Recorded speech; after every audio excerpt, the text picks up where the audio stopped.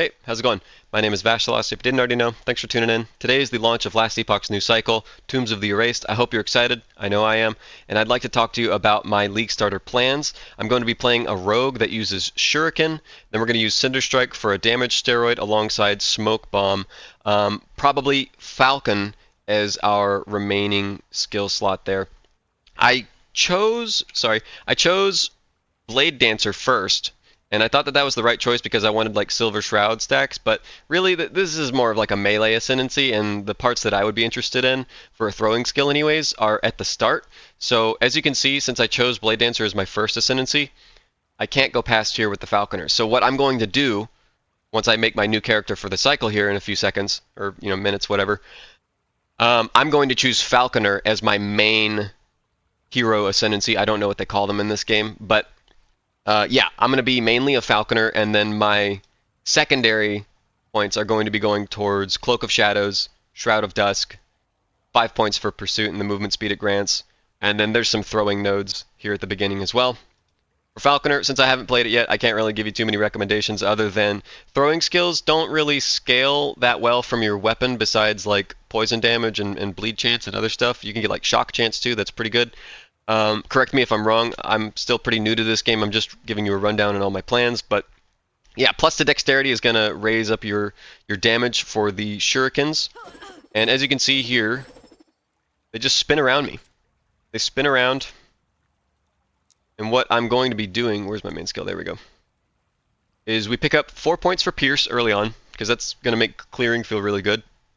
The attack speed is necessary so that we can path through Fan of Blades. That makes us throw more Shurikens, which is per Shuriken, basically almost like a double damage modifier. Blade Shield is what makes it spin around us. And then I'm foregoing these two on the right so far because we're pretty stretched for points. But I want to pick up Charged Steels because it comes with flat damage. Since I'm not able to pick up flat damage in many places, I find that high priority. And that also opens up Shuriken Storm. I haven't picked it up yet because I have some shock chance on my dagger right now. And since we hit so many times, 10 shock stacks is like guaranteed. I path through deep cuts because you can have an infinite amount of bleed stacks, which works well with entry points. I don't know if per point the max bonus of entry points goes up, but we're pathing over here for flip of a coin. 50% chance to throw a lot more Shurikens, and that's really good. Per Shuriken, you can think of it as 100% increased damage effectiveness. And these things travel really fast. So let me give you a quick little demonstration. Not happening. We are like an auto bomber, but we click a button every now and then. It's great on bosses. I'm zipping through maps. We have a bunch of movement speed. We're an evasion character. With Falconer, we're going to have more block available to us. That's going to feel really good. I was watching a couple podcasts and they said that block is a heavy deciding factor about what makes a good build versus a bad build. So saw that Falconer had it after playing through Blade Dancer, and I was like, yep, I think that's the right choice instead. And this is like the gameplay. You're gonna use Cinder, what's it called, Cinder Strike, on bosses or like tanky monsters in general, because Cinder Strike is just a damage steroid for us. I'm pathing only down here in this right corner so far. I don't know what else is going to be useful for us from it, but it's all about the oil coats. Oil coating. Increased fire damage, it can go up to 25% at max investment. And then with the elemental vulnerability, you can transform that fire increase over to all elemental damage. Since our Shurikens are going to be doing 100% lightning damage, that's super useful for us. Coated darts gives us more flat elemental damage. This one is also really good, elusive. More dodge rating, and then fire resistance, extremely useful for those single target situations. The smoke bomb. It's really just about getting more shadows, a little bit of a defensive capability through the leech, and then I'm pathing over here for a second option of getting silver shrouds and cleansing my ailments. From there, it's probably whatever points are left over. Maybe they go into the Blood Bandit, or maybe they go in towards Hidden Blows for more bleed chance. Shift, I put all of my first points towards Molting. Then I put them towards Sleight of Hand. Lasting Presence. You don't want to use Dancing Shadows unless you want Shadow Cascade as one of your skills. But I don't want to use Shadow Cascade. I've played a rogue like that before.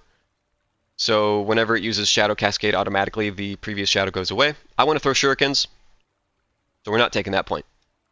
That's all I really got for you right now in terms of the skills. The gear, you want percent increased physical damage because that's going to convert over towards the elemental. You can get the conversion on your helmet. It comes with some flat damage as well. Plus the Shurikens is obviously really good. The chance to blind on hit is a defensive layer. Shock on the weapon, I think, is high priority because that's going to save you a point from spending it on your Shurikens. You can just invest that into more damage. For some reason, every time I play a rogue, I get this chest piece from the Nemesis mechanic. I'm not complaining. I love this chest piece. It makes us move pretty fast. I got this amulet. I feel like it's pretty good. 62% cold resistance. Really early on, felt amazing. This shield is a shield. I don't think I'm going to be dual wielding. I don't want to take extra damage from dual wielding. So I'm going to just completely write that off and equip a shield. The rings that you care about have this modifier. Plus to throwing damage and then minus to mana attack cost. Throwing Shurikens costs like 3 mana. So you only need one of these, and then the other ring could be a unique ring of your choosing. Right now, I have the crab ring. So, I got to find out how to make the crab survive, obviously. Riverbend Grasp. These are pretty good. This is like one of the only sources I've been able to find of increased throwing damage. Maybe that's like a more common stat on gloves or something, but yep, this was pretty useful early on. More health. Throwing cold damage flat, and then the axe is kind of cool. I don't know how good it actually is, but you throw an axe occasionally. 1 second cooldown, actually, that's more than occasionally. These boots are okay. They give us more flat cold damage so that we can freeze things really, really consistently. I have a clip on my YouTube channel, a short, and I just permanently freeze one of the campaign bosses. It just doesn't even ever really get to do anything other than like environmental effects that are happening. For the Rogue Relic, I found this. I don't know if this is going to be like good for every build, but +1 to Rogue skills, dodge rating, and then per shadow you have less damage taken. I think this is pretty good. Try to find one. With the relics, you want increased lightning damage, increased healing effectiveness, and then resistances. I guess I should go over, I think I forgot to mention my regular Rogue point investments. Guile, I'm just going to max out Guile with 8 points. Then I'm going to max out Dodge and Parry, 5 points. I want to max out Sapping Strikes because if we can get that Shuriken cost down to 0 mana, it qualifies for Sapping Strikes, and the more life regeneration, the more healing we have in the build, the better it's going to feel. You can put residual points if you don't have anything from Falconer or anywhere else that you're interested in into Steady Hand. It's only +5 per point. But the plus dexterity does make a difference in your damage quite handsomely, so consider it. But everything else, I think I've gone over it. I am pretty new to this game, so I'm sure there's tons of stuff that I haven't mentioned. So this is just me going over my plans. I'm not here to convince you that this is the best build ever. Holy shit.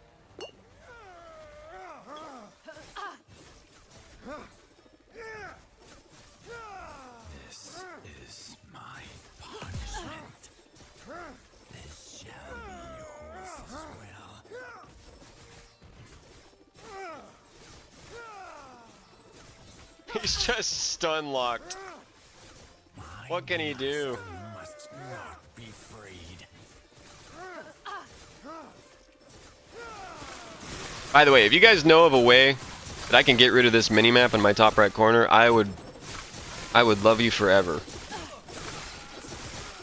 If you have like a pipeline, the last Epoch dev chamber, tell them to give me a minimap UI toggle option that isn't me pressing tab, so it's now on the center of my screen. Thanks. That's like the build, man. That's the build. You hit stuff. The oil coating has a duration, so you don't have to like spam it forever. You just do crazy damage. You do really, really, really good damage. At least if you ask me. Compared to the other stuff that I was trying while going through the campaign, this far and away feels much, much higher damage than my multi-strike plan for the Void Knight. It feels better than the Thorns totems that I had planned for the Druid. I'm super happy with this.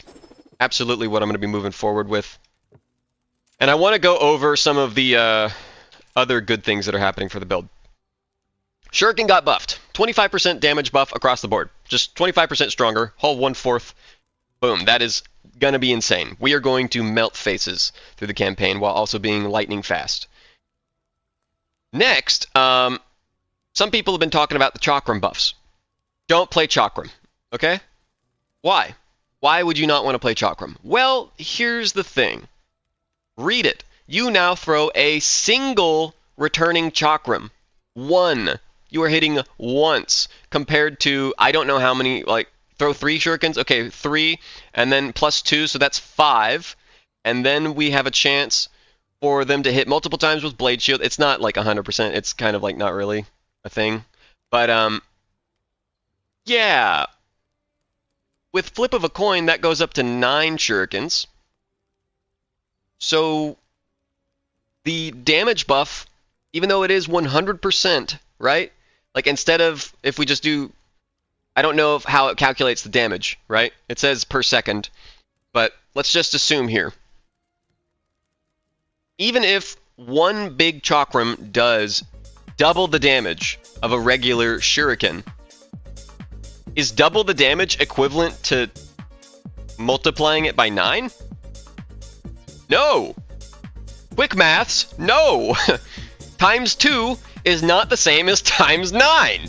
So, yeah, I don't know if that's like a perfectly sound way to reason out why I am moving forward with a flip of a coin instead of big Chakram energy. But I hope that makes sense for you, right? Like I wanna hit 9 times, not once for double damage. Those are my plans for the Falconer, Shuriken, Rogue. I hope you found it exciting. I hope you found it informative. Let me know if you're interested in trying it or what you think down below in the comments. Like and subscribe if you enjoyed what you saw, and I will hopefully see you guys next time. Peace out, and have fun.